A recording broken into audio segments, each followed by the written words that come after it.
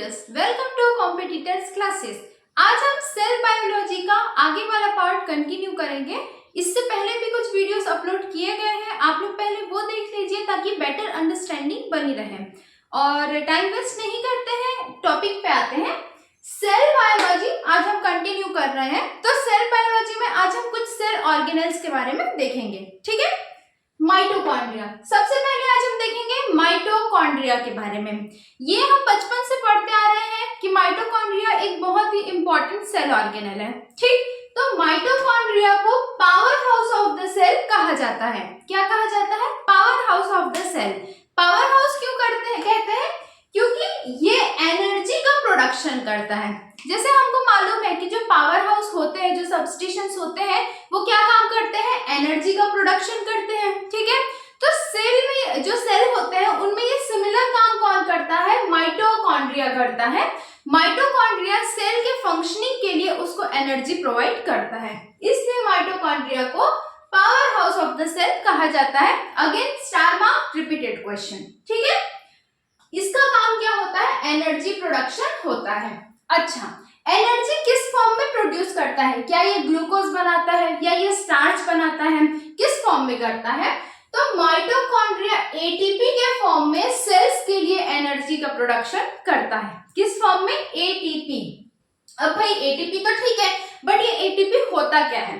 तो एटीपी का मतलब होता है एडिनोसिन ट्राइफॉस्फेट, ठीक है। क्या होता है? Adenosine triphosphate. यहीं पे याद करने की कोशिश करेंगे। जो नॉन साइंस बैकग्राउंड वाले हैं वो तो बिल्कुल कोशिश करो कि मेरे साथ ही साथ याद कर लो, क्योंकि ये उनके लिए बहुत इजी है जो साइंस बैकग्राउंड के लिए है बट जो नॉन साइंस वाले हैं वो लोग कोशिश करो कि जैसे मैं बार बार रिपीट करती हूँ तो साथ में याद हो जाए आपको, ठीक है। एडिनोसिन ट्राइफॉस्फेट, ठीक। क्या बनाता है? माइटोकॉन्ड्रिया एडिनोसिन ट्राइफॉस्फेट बनाता है जो कि सेल्स को एनर्जी प्रोवाइड करता है, इसीलिए माइटोकॉन्ड्रिया को power house of the cell कहते हैं। अच्छा, ब्लड वाले ये किसी भी वीडियो में मैंने बताया है, जैसे कोई भी प्रोसेस होती है तो उसके फॉर्मेशन को भी एक नाम दिया जाता है। जैसे ब्लड का फॉर्मेशन होता है तो उसको हम एरिथ्रोपोइसिस बोलते हैं, ठीक है। क्या बोलते हैं? एरिथ्रोपोइसिस बोलते हैं। उसी तरह से जब माइटोकॉन्ड्रिया एटीपी का फॉर्मेशन करेगा या एटीपी की सिंथेसिस होगी, उसका बनना, एटीपी का बनना क्या कहलाता है? फॉस्फोराइलेशन कहलाता है या फॉस्फोरिलेशन कहलाता है, ठीक है। फॉस्फोराइलेशन कहलाता है। क्या है phosphorylation? Synthesis of ATP, ATP का बनना फॉस्फोराइलेशन कहलाता है।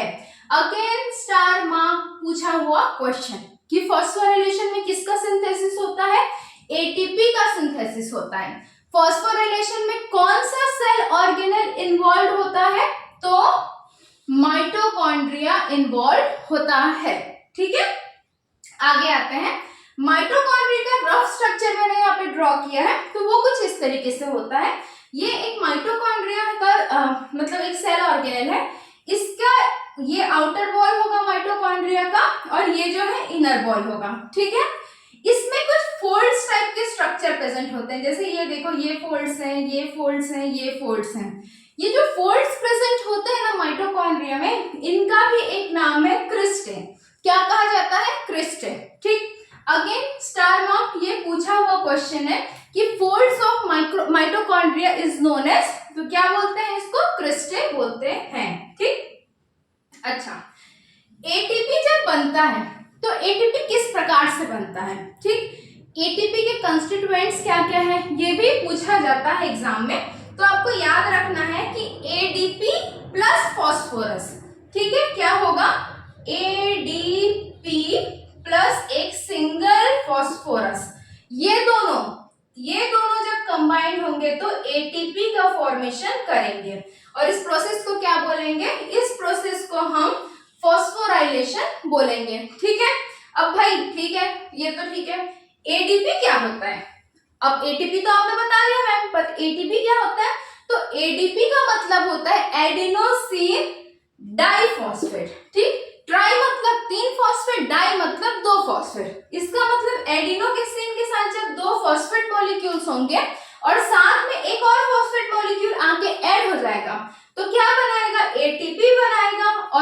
कहाँ पे बनाएगा, माइटोकॉन्ड्रिया में बनाएगा।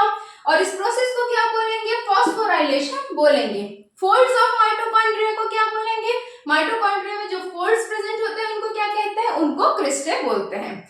ये सारी जो चीजें मैंने आपको बताई ये अलग अलग एग्जाम्स में रिपीटेड है। आप जब ऑब्जेक्टिव सॉल्व करोगे तो ये सब डेफिनेटली आपको देखने मिलेगा। ठीक, आगे बात करते हैं एक और सेल ऑर्गेनेल जिसका नाम है लाइसोसोम। क्या नाम है, लाइसोसोम। ठीक, बहुत इंपॉर्टेंट है ये भी, इससे भी क्वेश्चंस पूछे जाते हैं और ये हम लोगों ने बहुत बार सुना भी है। ठीक है, मतलब आप लोगों ने सुना ही होगा। लाइसोसोम को सुसाइड बैग ऑफ सेल बोलते हैं, सुसाइडल बैग या सुसाइड बैग ऑफ सेल बोलते हैं। ठीक है, क्यों बोलते हैं इसको, क्योंकि ये बैक्टीरिया को या मरे हुए सेल्स को या जो डेड या डिकेड जो सेल्स होते हैं उनको मारने का काम करता है। ठीक है, देखो क्रिएटर होता है तो डिस्ट्रॉयर भी तो होता है ना। ठीक, जन्मदाता होता है तो जन्म लाइफ खत्म करने वाला भी कोई ना कोई होता है। तो सेल्स का डिस्ट्रॉयर कौन है, लाइसोसोम है। लाइसोसोम को सुसाइडल बैग ऑफ सेल भी बोलते हैं। अब ये कैसे सुसाइड करवाता है, ठीक, ये क्या करेगा, जैसे सेल्स जो होते हैं हमको मालूम होना चाहिए कि किसी भी लिविंग बीइंग को, किसी भी सेल को सरवाइव करने के लिए एक ऑप्टिमम पीएच चाहिए रहता है जो कि लगभग न्यूट्रल के आसपास होता है। अब देखो वाटर सबको जरूरी होता है, वाटर का पीएच 7 होता है जो कि न्यूट्रल होता है। जब हम पीएच घटा देते हैं तो वो क्या होती है, एसिडिटी जनरेट हो जाती है। जब कोई सेल को एसिडिक पीएच मिलता है, ठीक है, जब किसी सेल को या सेल ऑर्गेनेल को एसिडिक पीएच मिलता है या किसी जीव जंतु को, तो ज्यादातर उनका सर्वाइवल जो है वो पॉसिबल नहीं हो पाता। इसमें कुछ एक्सेप्शन है, कुछ माइक्रो ऑर्गेनिजम्स है जो एसिडिक पीएच में सर्वाइव करते हैं, लेकिन ज्यादातर किसी भी सेल के लिए, किसी भी लिविंग बीइंग के लिए एसिडिक पीएच जो है वो सर्वाइवल के लिए सही नहीं है। तो लाइसोसोम क्या करता है, सेल के पीएच को लगभग 5 के आसपास कर देता है। ठीक, सेल के पीएच को 5 के आसपास कर देगा तो ये सेल को एक एसिडिक मीडियम प्रोवाइड करेगा, जिसकी वजह से सेल की या सेल के जो कुछ कंपोनेंट्स है जो उस टाइम उसके लिए जरूरी नहीं है या कोई बैक्टीरिया, कोई पैथोजन सेल में प्रेजेंट है, उनकी डेथ कॉज करता है। इसी वजह से लाइसोसोम को सुसाइडल बैग ऑफ सेल कहा जाता है। अच्छा, लाइसोसोम हमारे सलाइवा में प्रेजेंट होता है, हमारे टीयर्स में प्रेजेंट होता है। ठीक, मुंह में जो बैक्टीरिया होते हैं उनको खत्म करने के लिए सलाइवा में लाइसोसोम प्रेजेंट होता है। अब बैक्टीरिया मतलब गुड बैक्टीरिया, बैड बैक्टीरिया, दोनों के दोनों प्रेजेंट होते हैं। तो जो बैड बैक्टीरिया होंगे, ठीक है, बैड फ्लोरा बोलते हैं, बैड माउथ फ्लोरा जो होंगे उनको खत्म करने के लिए, या आप कभी ड्राइव करते हो या बहुत हवा वगैरह में जाते हो तो आंखों में कुछ कचड़े पड़ जाते हैं, तो वो आंसू के साथ बाहर निकालने का जो काम होता है टीयर्स में भी प्रेजेंट होता है, क्या, लाइसोसोम। तो कचड़े को या किसी कीड़े वीड़े को आंसू के साथ बाहर निकालने का काम भी किसकी वजह से होता है, लाइसोसोम की वजह से होता है। ठीक है, तो लाइसोसोम अगेन बहुत इंपॉर्टेंट है समझने के लिए। बाकी सारी चीजें याद आपको क्या रखना है, suicidal bag of cell, lysosome कैसे काम करता है, एसिडिक पीएच पे काम करता है, कहाँ मिलता है, जनरली सलाइवा और टीयर्स में हमको मिलता है। ठीक है, नेक्स्ट सेल ऑर्गेनल है एंडोप्लाज्मिक रेटिकुलम। क्या है, एंडोप्लाज्मिक रेटिकुलम, इसको ईआर भी बोलते हैं। क्या बोलते हैं, ईआर। ठीक है, ईआर भी बोलते हैं। अच्छा, ये कितने प्रकार के होते हैं, तो ये 2 टाइप्स के होते हैं। एंडोप्लाज्मिक रेटिकुलम 2 टाइप के होते हैं। कौन कौन से होते हैं, एक है आपका स्मूथ एंडोप्लाज्मिक रेटिकुलम और दूसरा है रफ एंडोप्लाज्मिक रेटिकुलम। ठीक है, अब ये रफ और स्मूथ क्या होता है, तो देखो सिंस आपको कोई ड्रॉ नहीं करना है, सब्जेक्टिव एग्जाम नहीं देना, इसलिए मैं यहाँ पे ड्रॉ नहीं कर रही हूँ, स्पेस ज्यादा लेगा। स्मूथ जो एंडोप्लाज्मिक रेटिकुलम होता है उसमें ऐसे ग्रैन्यूल्स प्रेजेंट नहीं होते हैं। ठीक है, जबकि जो रफ एंडोप्लाज्मिक रेटिकुलम है उसके सरफेस पे कुछ ग्रैन्यूल्स लाइक स्ट्रक्चर जो उसको रफनेस प्रोवाइड करते हैं वो प्रेजेंट होते हैं। इनके फंक्शंस देखते हैं। एक्चुअली में स्मूथ जो एंडोप्लाज्मिक रेटिकुलम है उसमें राइबोसोम एब्सेंट होता है। क्या एब्सेंट होता है, राइबोसोम। राइबोसोम के बारे में मैंने लास्ट क्लास में बताया था। इसको और क्या बोलते हैं ये आप लोग कमेंट करके बताओगे, ठीक है। तो स्मूथ एंडोप्लाज्मिक रेटिकुलम में राइबोसोम एब्सेंट होता है, जबकि जो रफ एंडोप्लाज्मिक रेटिकुलम है उसमें क्या होगा, राइबोसोम प्रेजेंट होगा। रफ एंडोप्लाज्मिक रेटिकुलम में राइबोसोम प्रेजेंट होता है। अच्छा, स्मूथ एंडोप्लाज्मिक रेटिकुलम का काम क्या है, तो ये फैट का मेटाबॉलिज्म करता है और detoxification of drugs and alcohol करता है। देखो, जो हम फैट कंज्यूम करते हैं यदि उसका प्रॉपर मेटाबॉलिज्म नहीं हो तो वो हमारी बॉडी के लिए, हमारे जो वाइटल ऑर्गन्स है उनके लिए बहुत हार्मफुल होगा।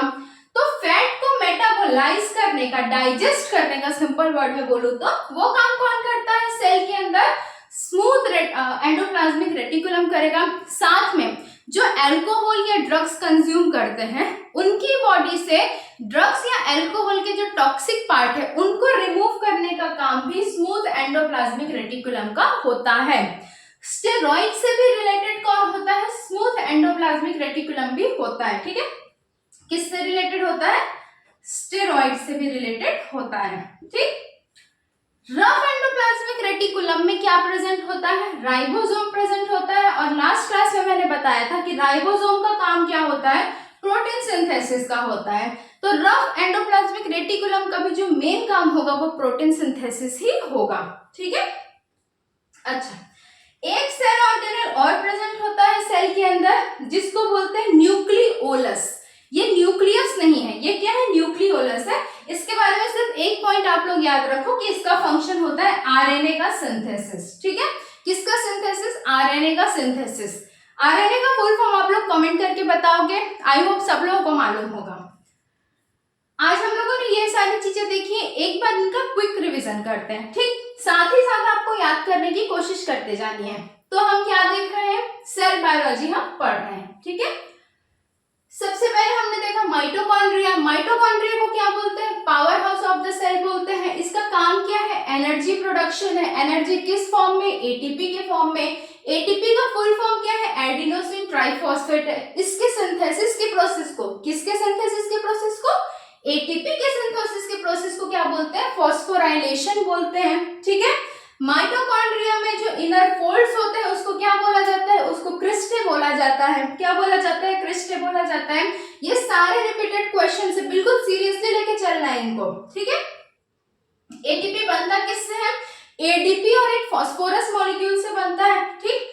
जब दो एडीपी के दो मॉलिक्यूल्स और एक फास्फोरस मिलते हैं तो उसको एटीपी बोलते हैं। उसी प्रोसेस को फॉस्फोराइलेशन कहा जाता है, ठीक। लाइसोसोम के बारे में हमने पढ़ा, इसको सुसाइड बैग ऑफ सेल बोलते हैं। सुसाइड कैसे, पीएच को एसिडिक करके। कहाँ कहाँ मिलता है, सलाइवा और टीयर्स में हमको मिलता है। इसके अलावा एंडोप्लाज्मिक रेटिकुलम दो तरीके के होते हैं, smooth endoplasmic reticulum, rough endoplasmic reticulum. Smooth में क्या होगा, राइबोसोम एब्सेंट होगा, जबकि रफ एंडोप्लाज्मिक रेटिकुलम में राइबोसोम प्रेजेंट होगा।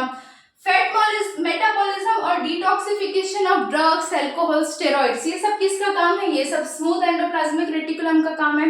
जबकि रफ एंडोप्लाज्मिक रेटिकुलम का क्या काम है, प्रोटीन सिंथेसिस है, ठीक है। न्यूक्लियोलस एक और इंपॉर्टेंट सेल ऑर्गेनेल, इसका काम क्या होता है सेल के अंदर, तो आरएनए का सिंथेसिस करता है। आरएनए क्या है, एक जेनेटिक मटेरियल है जो कि बहुत सारे प्लांट्स में और वायरसेस में पाए जाते हैं।